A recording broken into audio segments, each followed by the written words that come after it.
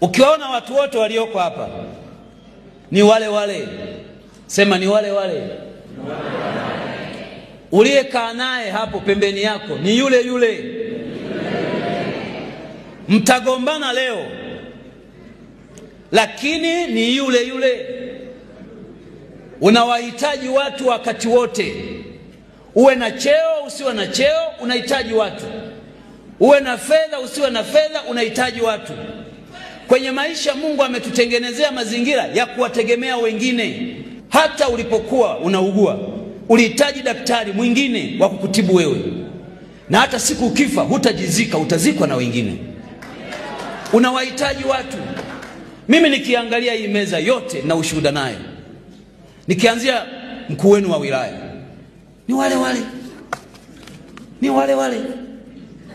Sisi tukiwa umoja wa vijana, yeye makamu mwenyekiti wa umoja wa vijana taifa, tunajipanga, tunamsubiri kiongozi wetu na nyimbo tunamuimbia ni yule yule. Leo ni mkuu wa wilaya, mimi ni naibu waziri mkuu.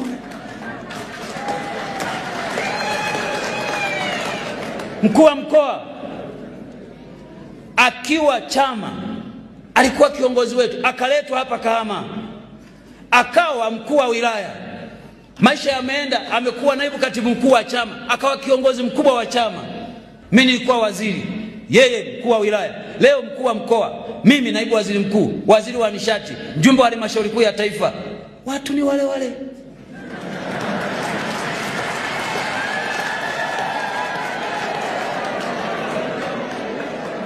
Niseme nini kwa Odilia huyu? Odilia alikuwa katibu wa vijana wilaya ya Geita. Mimi wakati ule nikiwa mwenyekiti wa jumuiya ya wazazi wa mkoa wa Geita. Baadaye maisha yamekwenda, ameletwa Bukombe, amekuwa katibu wangu wa chama. Baada ya muda ya Mungu mengi, kapandishwa cheo, kawa katibu wa mkoa, kaletwa Shinyanga. Leo yeye katibu wa mkoa, mimi niko hapa. Watu ni wale wale.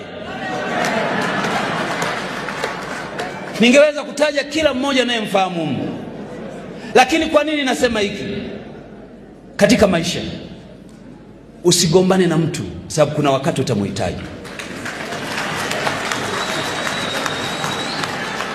Kama kuna mahali una uwezo wa kumvumilia mtu aliyekuudhi, mvumilie, kwa sababu kesho utamuhitaji.